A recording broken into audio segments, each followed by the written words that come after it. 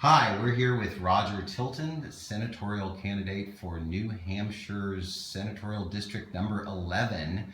Thank you for coming to MJBA HQ. Hey, thanks for having me. Glad to be here. So, Roger, you are in town. You spend half of your time in the legal state of Washington and half of your state out east in New Hampshire, where there's medical marijuana, but not really legal marijuana. So tell me a little bit about the difference between East and West Coast in terms of cannabis. Well, in New Hampshire, it's medical marijuana was approved a couple of years ago, but we've only got 3 dispensaries open in the entire state. The law says that there will be 4, but the 4th one hasn't opened yet.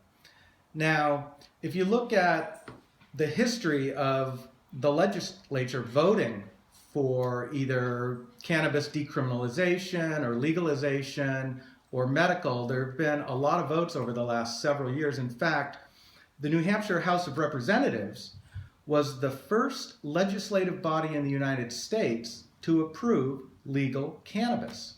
Now, what year was that? I think the first time was 6 years ago. Okay. Now, the state Senate didn't approve it. Right. And the governor said that she would veto it anyway. Right. So when the vote was 13-11 in the state Senate, that meant that one vote would swing it, because 12-12, then it goes to pass. I could be that final vote to make the difference. You could be the swing vote. Yeah, and we're going to have a new governor next year, and one of the candidates for governor, Steve Marchand, is totally on board. He's the young former mayor of Portsmouth, and he's on board with legalization, regulation, and taxation. So let me answer your other question, though, about the difference between East and West. I don't spend quite half my time here, but over the last 40 years, I lived here for 26. And the last 14, I've been commuting back and forth because a bulk of my business is still in the greater Seattle area. So I've seen what's happened here as far as medical marijuana in 1998, decriminalization, the Seattle police saying it's a very low priority, we don't even want to arrest, and then the city attorney said, I'm not even going to prosecute. And then 2012 came along, and the voters, not the legislature, but the voters via citizens initiative, as you know, made it legal for 21 and over, just like on that same day in Colorado, the voters made it legal. Since then, voters have made it legal in Washington, D.C., Alaska, Oregon. This November, they'll probably make it legal in California, Massachusetts, and Maine. But in New Hampshire, we don't have citizens initiative. The initiative for the citizen in New Hampshire is run for the State House of Representatives. We have 400 seats. If the United States Congress had the same ratio, there would be 878,000 members of Congress. Right. Well, that body, that 400-member body, is the one that approved it 6 years ago. Now, we still don't have it. We need... So you ran for, you have a certain amount of notoriety for when you ran for state senator. How many years ago was that? 2 years ago. Right. And you put a pot leaf on your campaign posters. Right. It was one of those situations where I didn't really put a lot of thought into it. I was just upset that in 2012 there was no Democratic candidate for state Senate in District 11. So in 2014 I said to the state party chair, if you can't find a candidate, I'll put my name on the ballot. And for him it was like, oh, great. Tilton will put his name on the ballot. We don't have to find a candidate. So I had my name on the ballot. That happened in June, the filing deadline. And then in September, there's a big Labor Day parade in my town. And I thought, well, I'm going to march in the parade. I've got to do something. I've got to get some attention. So I thought, having been in the Seattle area for 40 years and watching how cannabis has developed into really a cash cow for the state, I thought, I've got to do something. I'm going to put a big, bright green marijuana leaf on a blue sign with white lettering that simply says Tilton State Senate. Well, like you said, I got quite a bit of notoriety from that. And after the election, I had some folks come up to me and say, hey, if you want to do it again in 2016, and do it with maybe 8 months lead time or a year lead time instead of 8 weeks, maybe we can accomplish something. And so you're running again this year. Running again this year, started the campaign a couple of months ago. Right. And you told me that Keith Saunders, from former Normal exec, is on your team as In fact, yeah, Dr. Keith Saunders, he's been on the Normal board now for, I guess, 11 years. And he spoke with me after the election in 2014 and said, if you want to do it again, I'd love to help. So we rented a house for he and the campaign headquarters. And so he moved to my district, to my town, and he's helping run the thing. Fantastic. Yeah. So, and then you two guys are involved. This year is the 25th anniversary of Seattle Hempfest, the longest running protestable pro-cannabis entertainment and political event in the country.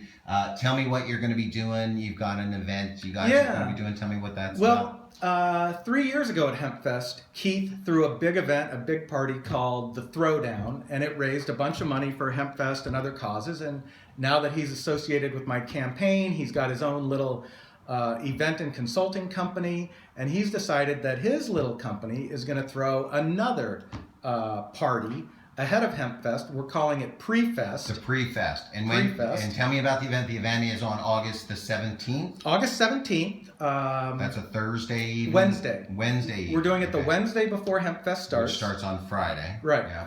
So Wednesday night, 5 till 9 p.m. at the Georgetown Stables in the Georgetown neighborhood. Which is a really groovy venue, I understand. Oh yeah, great spot. Great outdoor, indoor venue, so you can go in and out. And I was there this afternoon, and I was talking to Kay, who runs the place, and she said, "Oh yeah, that's going to be great because anything that you want to smoke outside is legal here." So we're getting all set up. We're going to have sponsors, vendors, but it's really a fundraiser, and it's a fundraiser not just for Hempfest itself, but for the legalization effort in the initiative effort in Massachusetts and Maine, and for a few candidates in New England. And that's why it's called Pre-Fest, the Eastward expansion of legal cannabis. And so you will be speaking. You're one of those pro-cannabis candidates who will be in attendance. I'll be speaking. We have invited several headliners. We don't have a confirmation yet, so I don't want to say who we've invited because it might put them on the spot. But yeah, we have some big name headliners that we hope to. Who should come out? Who are you looking to come out to support you? What kind of an audience? If I'm watching this, how do I know this event is for me? If you've ever been to a cannabis-related event, a private party where you can come in and meet some of the coolest cannabis supporters in the country, we're looking for basically just cool people that are willing to help contribute. The tickets are $250. $250. And what is it? Does it include meal, an open bar, or just a hearty handshake from Roger and his friends? Oh no, we're gonna serve dinner. It'll be a no host bar, so that'll be on you. But we'll have some other goodies to sample from some of our sponsors and vendors, if you know what I mean. And if I'm interested in getting one of these tickets, where would I go? How do I secure it? How do I reserve my spot? The best way would be either to email me or Keith, roger@rogertilton.org, or keith@rogertilton.org. Fantastic. And what is your website so that we can learn a little bit more about Roger Tilton and what you believe in? There's two places to go. You can go to facebook.com/Tilton2016. Okay. And our website is rogertilton.org. It will probably be up by the end of this weekend. Fantastic. So. Fantastic. And this is not the first time that we've had a chance to chat. You and I spoke with Twice Baked at last year's Hempfest. In the rain. Remember the umbrellas? Both of us were day. scheduled speakers, right. And unfortunately we got to speak in the green room under umbrellas. That was fun. Really fun. Yeah. Anyway, well, thank you for coming to MJBA headquarters, and thank you for sharing what else? this exciting news. Where else they can find out about it? probably on your website, maybe we could do a link there somehow. Yeah, absolutely. If All right. any more information, you can always come to mjba.net or the mjnewsnetwork.com. We will be writing about this. Or obviously, we'll be posting underneath this video, which will be available on Marijuana Channel 1. All right, very good. Thanks again, Roger, Thank you, for David. all that you do. And we're really looking forward to the pre-fest fundraiser for Hempfest and the eastward expansion of legal cannabis. Very good. Right on. Right on. All right. Thanks. For MJBA, I'm Dave Rheins.